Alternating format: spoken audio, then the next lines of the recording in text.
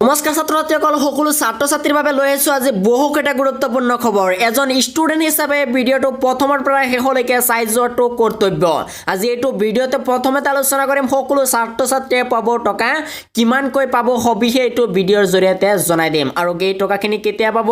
সবিহে এইটো ভিডিঅ'ৰ জৰিয়তে জানিব পাৰিব তাৰ পিছতে আলোচনা কৰিম ছাত্ৰীসকলে ঘৰতে বহি পাব স্কুটি 22000 ছাত্ৰীক দিয়া হ'ব স্কুটি এই স্কুটিসমূহ ছাত্ৰীসকলে ঘৰতে বহি পাব কেনেকৈ পাব সবিহে জনাই দিম লগতে আলোচনা কৰিম সকলো ছাত্ৰ-ছাত্ৰীৰ বাবে তিনিটা ভাল খবৰ লৈছো এইটো ভিডিঅ'ৰ জৰিয়তে এজন ছাত্ৰ হিচাপে এই ভিডিঅ'টো প্ৰথমৰ পৰা শেষলৈকে চাই যোৱাটো বাধ্যতামূলক কিয়নো আজি এইটো ভিডিঅ'ত বহুত গুৰুত্বপূৰ্ণ বিষয় আলোচনা কৰিম ছাত্ৰ-ছাত্ৰীসকল তোমালোকে যদি এইটো ভিডিঅ' নতুনকৈ চাইছা তেনেহলে এটা লাইক কৰি দিবা আৰু চেনেলটো যদি নতুনকৈ আইছা তেনেহলে চেনেলটো সাবস্ক্ৰাইব কৰিবা এনেদৰে নতুন নতুন সদায় ভিডিঅ'বিলাক পাই থাকিবলৈ ছাত্ৰীসকল তোমালোকে এই পেজ কেইটা সুন্দৰভাৱে মনোযোগ দি যাবা আৰু শেষত তোমালোকক জনাই দিম কোনটো নিউজ চেনেলত গলে তোমালোকে প্ৰমাণিতভাৱে চাব পাৰিবা আজি প্ৰথমে আলোচনা কৰিম কৃষ্ণকান্ত সন্দিকৈ ৰাজ্যিক মুক্ত বিশ্ববিদ্যালয় আৰম্ভ কৰিছে জাপানী ভাষা আৰু সংস্কৃতি সম্বন্ধীয় পাঠ্যক্ৰমসমূহ লগতে কোৱা হৈছে কৃষ্ণকান্ত সন্দিকৈ ৰাজ্যিক মুক্ত বিশ্ববিদ্যালয় গ্ৰহণ কৰিছে এক গুৰুত্বপূৰ্ণ পদক্ষেপ বিশ্ববিদ্যালয়খনে জাপানী ভাষা আৰু সংস্কৃতি সম্বন্ধীয় এক পাঠ্যক্ৰম আৰম্ভ কৰিছে 16 নৱেম্বৰ তাৰিখে 6 বজাত এই পাঠ্যক্ৰম প্ৰৱৰ্তনৰ এক অনুষ্ঠান অনলাইন যোগে সম্পন্ন হয় গোলকীয় পৃথিৱীত বিভিন্ন ভাষা শিকাৰ প্ৰয়োজনীয়তা আৰু আন্তঃসাংস্কৃতিক বিনিময়ৰ গুৰুত্বৰ প্ৰতি লক্ষ্য ৰাখি বিশ্ববিদ্যালয়খনে প্ৰণয়ন কৰা পাঠ্যক্ৰমটো জাপানৰ নতুন দিল্লীস্থিত জাপান ফাউণ্ডেশ্যনৰ সহযোগ কৰিছে কোৱা হয় যে এই সম্পৰ্কে বিশ্ববিদ্যালয়খনৰ উপাচাৰ্য ডক্টৰ কন্দৰ্প দাসে প্ৰৱৰ্তন অনুষ্ঠানত দ্বিতীয় মহাসমৰ পিছৰ পৰা উত্তৰ পূব ভাৰতৰ জাপানৰ সৈতে থকা ঐতিহাসিক সম্পৰ্কৰ ভিত্তি উল্লেখ কৰি কয় যে এই পাঠ্যক্ৰমৰ উদ্দেশ্যক শলাগ লয় অনুষ্ঠানটোত মুখ্য অতিথি হিচাপে উপস্থিত থাকে জাপান ফাউণ্ডেশ্যনৰ সঞ্চালক প্ৰধান কাওৰু মিয়ামট জাপানী ভাষা আৰু অধ্যয়ন সঞ্চালক কৌছে নগছে বিশ্ববিদ্যালয়খনৰ ডিন ডক্টৰ দিবজ্যোতি মহন্ত আৰু বিশ্ববিদ্যালয় পঞ্জীয়ক ডক্টৰ অৰূপজ্যোতি চৌধুৰী উল্লেখযোগ্য যে এই পাঠ্যক্ৰমৰ শিক্ষকতাৰ দায়িত্ব গ্ৰহণ কৰি নজমি টুকুমা মঙ্গলবাৰে অনুষ্ঠানটি পৰিচালনা কৰে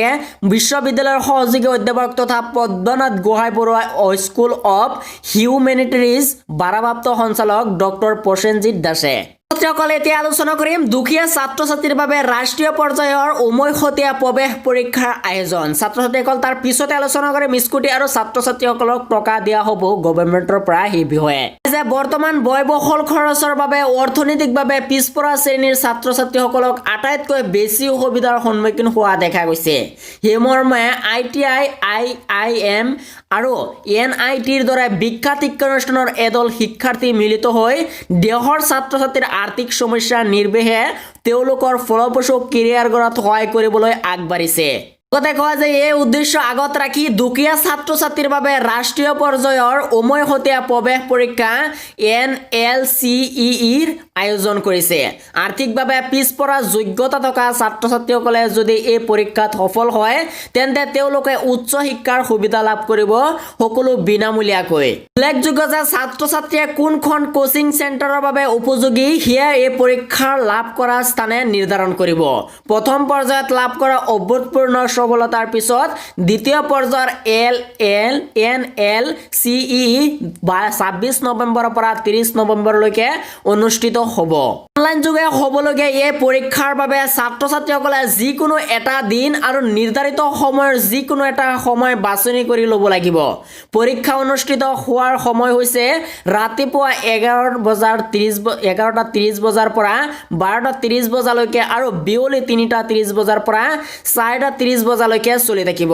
উল্লেখ কৰি কয় যে এই পৰীক্ষাত শীৰ্ষস্থান পোৱা ছাত্ৰ-ছাত্ৰীক 100% জলপানী প্ৰদান কৰিব লগতে কয় যে উল্লেখযোগ্য যে নৱমৰ পৰা দ্বাদশ শ্ৰেণীলৈকে পঢ়ি থকা ছাত্ৰ-ছাত্ৰীসকলে NLCEE.org অনলাইন আবেদন কৰিব পাৰিব আৰু পঞ্জীয়ন মাচুল ছাত্ৰ-ছাত্ৰীৰ বাবে 50 আৰু ছাত্ৰীৰ বাবে 50 টকা আৰু ছাত্ৰৰ বাবে 100 টকা ধাৰ্য কৰা হৈছে যিসকলে আবেদন কৰিব বিচাৰে সেইসকলে এই যেটো ৱেবসাইট দিয়া আছে nlcee.org সেই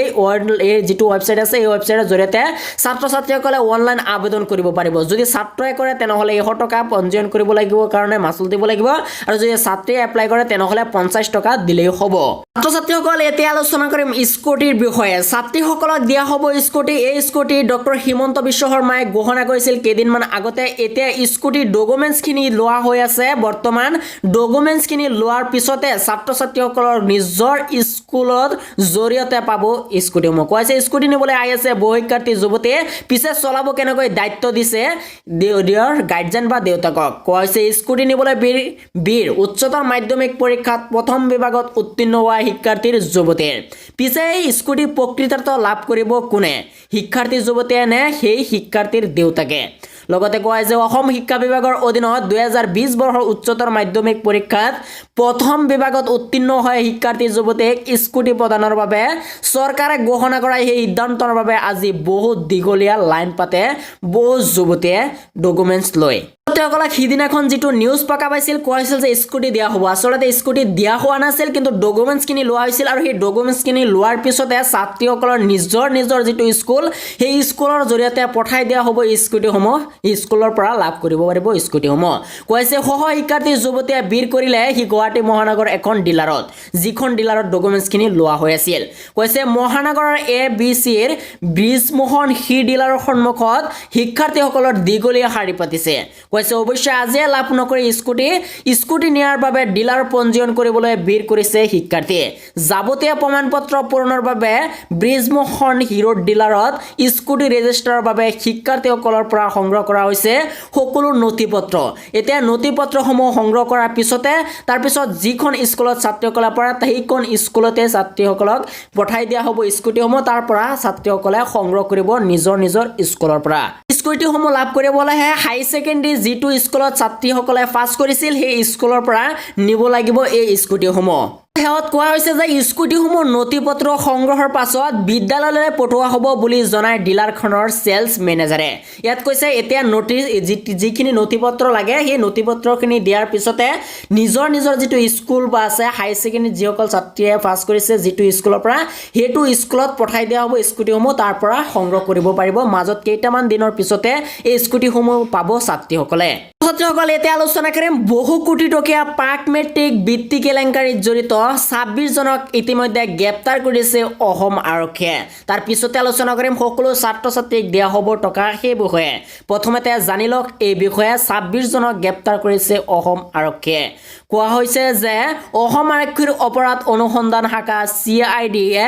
বহু কোটিয়া পাক মেট্ৰিক বৃত্তি কেলেংকাৰীৰ সৈতে জড়িত থকা মুঠ 26 জন লোকক এতিয়ালৈকে গ্ৰেপ্তাৰ কৰিছে ইয়াত কৈছে প্ৰাক মেট্ৰিক অৰ্থাৎ প্ৰি মেট্ৰিক যিসকল ছাত্ৰ ছাত্ৰীয়ে স্কলাৰশ্বিপৰ বাবে আবেদন কৰিছিল সেইসকলৰ টকা মাৰি খোৱাৰ বাবে 26 জনক এতিয়া গ্ৰেপ্তাৰ কৰিছে কৈছে CIDয়ে সোমবাৰে গোৱালপাৰা জিলাৰ পৰা ৰবিউল ইছলাম গ্ৰেপ্তাৰ কৰা বুলি জানিব দিয়ে এগৰাকী শীৰ্ষ বিষয়াই কয় যে ৰবিউল ইছলাম এই পুঁজিৰ অপব্যৱহাৰত আৰত মূল ব্যক্তি বুলি ধাৰণা কৰা হৈছে তেওঁ এক বৃহৎ সংখ্যক বিদ্যালয়ৰ সৈতে জড়িত হৈ বৃত্তিৰ বাবে ভুৱা আবেদন দাখিল কৰি বৃত্তিৰ ধন সৰকাইছিল আৰক্ষীয়ে গ্ৰেপ্তাৰ কৰা 26 জন ব্যক্তিৰ ভিতৰত 4 জন প্ৰধান শিক্ষক এজন শিক্ষক 3 জন ৰাষ্ট্ৰীয়কৃত বেংকৰ গ্ৰাহক সেৱা কেন্দ্ৰৰ CSP স্বায়ত্তকৰ এজন বিদ্যালয়ৰ পৰিচালনা সমিতিৰ সভাপতি 2 জন ইলেক্ট্ৰনিক ডাটা প্ৰফেচৰ আৰু 10 জন মধ্যভোগী আছে কয় যে দৰিদ্ৰ সংখ্যালঘু ছাত্ৰ ছাত্ৰীৰ বাবে থকা পাক মেট্ৰিক বৃত্তিৰ প্ৰায় 10 কোটি টকাৰ পুঁজি সৰলকি কৰাৰ অভিযোগত যোৱা এসপ্তাহত এই লোকসকলক গ্ৰেপ্তাৰ কৰা হৈছে আৰক্ষীৰ বিষয়াগৰাকীয়ে জানিবলৈ দিয়ে যে CIDয়ে বৃত্তিৰ পুঁজিৰ সৰলকিত জড়িত বাকি অভিযুক্তসকলক গ্ৰেপ্তাৰ কৰিবলৈ বিভিন্ন জিলাত তালাচী চলাইছে ইতিমধ্যে যে CIDয়ে অভিযানত এতিয়ালৈকে 3টা লেপটপ 217 জন শিক্ষাৰ্থীৰ ফটোগ্ৰাফ 104 জন শিক্ষাৰ্থীৰ প্ৰমাণপত্ৰ আৰু 173 জন পাক মেট্ৰিক বৃত্তিৰ প্ৰমাণপত্ৰ আৰু 11টা বেংকৰ পাছবুক ইতিমধ্যে জব্দ কৰি ৰখা হৈছে ছাত্ৰীসকল এতিয়া আলোচনা কৰিম কেন্দ্ৰীয় চৰকাৰে ছাত্ৰ ছাত্ৰীৰ একাউণ্টত জমা কৰিব 7 লাখ কোটি টকা জানক সবিশেষ এই নিউজটো সঁচা নে মিছা ইউটিউবত আৰু বহুতো ছ'চিয়েল মিডিয়াত এনেকৈ ভাইৰেল হৈছে এই নিউজটো কোৱা হৈছে যে কেন্দ্ৰীয় চৰকাৰে গণনা কৰিছে প্ৰত্যেকজন ছাত্ৰ ছাত্ৰীৰ বেংক একাউণ্টলৈ 7 লাখ কোটি টকা জমা কৰিব আৰু কি এইটো সঁচা নে মিছা এতিয়া আপোনালোকে সুন্দৰভাৱে জানিব পাৰিব শেষলৈকে ভিডিঅ'টো আপোনালোকে চাই থাকিব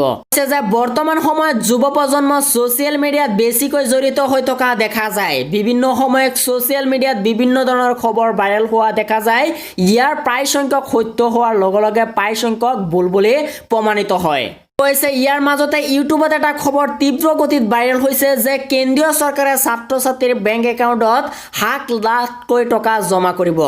ভাইৰেল হোৱা খবৰৰ ভিত্তিত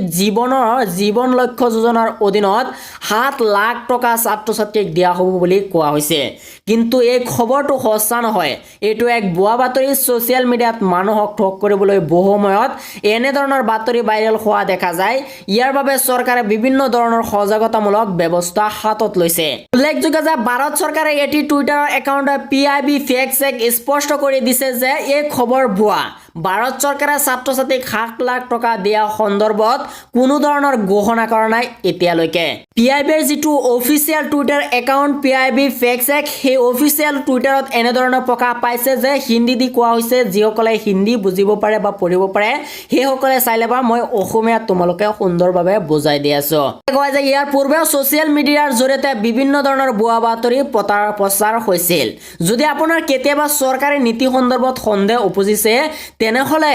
8799711259 নম্বৰত যোগাযোগ কৰিব পাৰে যদি কোনো বস্তু ফেক নে ৰিয়েল জানিব বিচাৰে তেনেহলে যিটো নম্বৰ দিয়া আছে আপোনালোকৰ এই নম্বৰ কেইটা আপোনালোকে কল কৰিলে জানিব পাৰিব কোনটো আঁচনি ফেক কোনটো আঁচনি ৰিয়েল যিকোনো আঁচনিৰ ক্ষেত্ৰত আপোনালোকে কল কৰিলে অবিশেষ তথ্য জানিব পাৰিব অথবা আপুনি যদি এই কলটোত কল নকৰে তেনেহলে বেলেগ সুবিধাও আছে ইয়াত কৈছে অথবা টুইটাৰত @PIB fake check আৰু ফেচবুকত PIB fake check অথবা email PIB fake check @gmail.com ত যোগাযোগ কৰিব পাৰিব আপোনালোকে এনেকৈ যোগাযোগ কৰিলে সবিশেষ জানিব পাৰিব কোনটো ফেক আৰু কোনটো ৰিয়েল এই আলোচনা কৰিম সকলোৰ বাবে এটা ডাঙৰ খবৰ বৃদ্ধি পাইছে কৰোনা ৰোগী লকডাউনৰ প্ৰস্তাৱ কেন্দ্ৰীয় চৰকাৰলৈ আকৌ লকডাউন দিয়াৰ প্ৰস্তাৱ ঘোষণা কৰিছে কেন্দ্ৰীয় চৰকাৰলৈ স্মাৰক পত্ৰ প্ৰদান কৰিছে কৈছে আকৌ দেশত লকডাউন দিব লাগে কৈছে কৰোনা তৃতীয় ঢৌ আৰম্ভ হৈছে ভাৰতত সেয়ে কেন্দ্ৰীয় চৰকাৰক লকডাউনৰ বাবে ক্ষমতা প্ৰদানৰ অনুমতি বিচাৰিছে দিল্লীৰ চৰকাৰে ৰাজধানী চহৰখনত কৰোনা আক্ৰান্ত লোকৰ সংখ্যা বৃদ্ধি পোৱাত কেন্দ্ৰৰ ওচৰত এই প্ৰস্তাৱ দিছে কেজৰিৱাল চৰকাৰে দিল্লীবাসীৰ প্ৰতিও হেওৰ সন্মান অপ্ৰয়োজনত বাহিৰলৈ ওলাই নাহিব আৰু প্ৰতিগৰাকী লোকক মাস্ক পিন্ধক তেওঁ লগতে কয় সামাজিক ব্যৱধান ৰক্ষা কৰক বিশেষকৈ দিল্লীৰ বজাৰসমূহত ব্যাপক হাৰত বৃদ্ধি পাইছে কৰোনা সংক্ৰমণৰ ঘটনা কয় যে কেন্দ্ৰীয় চৰকাৰে দিয়া প্ৰস্তাৱ অনিয়ন্ত্ৰিত গতিত বৃদ্ধি হোৱা কৰোনা সংক্ৰমণ প্ৰতিৰোধ কৰিবলৈ দিল্লী চৰকাৰক লকডাউনৰ ক্ষমতা দিবলৈ অনুৰোধ কৰা হৈছে দিল্লীৰ মুখ্যমন্ত্ৰী অৰবিন্দ কেজৰিৱালৰ মতে যিবোৰ স্থানত কৰোনাৰ প্ৰটকল মনা হোৱা নাই সেইবোৰ স্থানত লকডাউন দিয়াটো প্ৰয়োজন হৈ পৰিছে বিবাহ অনুষ্ঠানত সমূহত পূৰ্বৰ 200 লোকৰ উপস্থিতিৰ সলনি 50 জন লোকে উপস্থিত থকা সিদ্ধান্ত লৈছে কেজৰিৱাল চৰকাৰে যোৱা দুদিনত দিল্লীত 3500 লোকৰ দেহত কৰোনা ধৰা পৰিছে তাৰ পিছতে কেজৰিৱালে এই প্ৰস্তাৱ কেন্দ্ৰীয় চৰকাৰলৈ প্ৰেৰণ কৰিছে আকৌ লকডাউনৰ দিয়াৰ কথা ছাত্ৰ-ছাত্ৰীসকল এতিয়া আলোচনা কৰিব এটা ডাঙৰ খবৰ JNUক স্বামী বিবেকানন্দৰ নামেৰে নতুনকৈ নামকৰণ কৰিব লাগে এই কথা কৈছে বিজেপিৰ ৰাষ্ট্ৰীয় সাধাৰণ সম্পাদকৰ মন্তব্য হয় যে দিল্লী জৱাহৰলাল নেহৰু বিশ্ববিদ্যালয়ক নতুনকৈ স্বামী বিবেকানন্দৰ নামেৰে নামকৰণ কৰা উচিত বুলি মন্তব্য প্ৰকাশ কৰিছে বিজেপিৰ ৰাষ্ট্ৰীয় সাধাৰণ সম্পাদক CT ৰবিয়ে কয় যে CT ৰবিয়ে সোমবাৰে সংবাদ মাধ্যমৰ আগত জৱাহৰলাল নেহৰু বিশ্ববিদ্যালয়ৰ নাম স্বামী বিবেকানন্দৰ নামেৰে পুনৰ নামকৰণ কৰা দৰকাৰ বুলি উল্লেখ কৰে স্বামী বিবেকানন্দ হল ভাৰতৰ চিন্তাধাৰককে থিয় দিয়া প্ৰথমগৰাকী ব্যক্তি তেওঁৰ দৰ্শক আৰু আদৰ্শই ভাৰতৰ শক্তিক প্ৰতিফলিত কৰে CT ৰবিয়ে লগতে কয় আনহাতে বিজেপি ৰাষ্ট্ৰীয় সাধাৰণ সম্পাদক গৰাকীয়ে স্বামী বিবেকানন্দ আদৰ্শ আৰু জীৱন ৰাজে আহিবলগীয়া প্ৰজন্মক সদায় আকৰ্ষিত কৰি যাব বুলি মত প্ৰকাশ কৰে। যে উল্লেখযোগ্য যে কিছুদিন পূৰ্বে প্ৰধানমন্ত্ৰী নৰেন্দ্ৰ মোদীয়ে জৱাহৰলাল নেহৰু বিশ্ববিদ্যালয়ৰ চৌহদত স্বামী বিবেকানন্দৰ প্ৰতিমূৰ্তি উন্মোচন কৰিছিল। মোদীয়ে বিবেকানন্দৰ প্ৰতিমূৰ্তি উন্মোচন কৰাৰ পূৰ্বে বিশ্ববিদ্যালয়খনৰ শিক্ষাৰ্থীসকলে বিশ্ববিদ্যালয়খনৰ উপাচাৰ্যৰ বিৰুদ্ধে বিশ্ববিদ্যালয়খনক ধ্বংস কৰাৰ পৰিকল্পনা গ্ৰহণ কৰিছে বুলি উল্লেখ কৰি প্ৰধানমন্ত্ৰীলৈ এখন পত্ৰ প্ৰেৰণ কৰিছিল।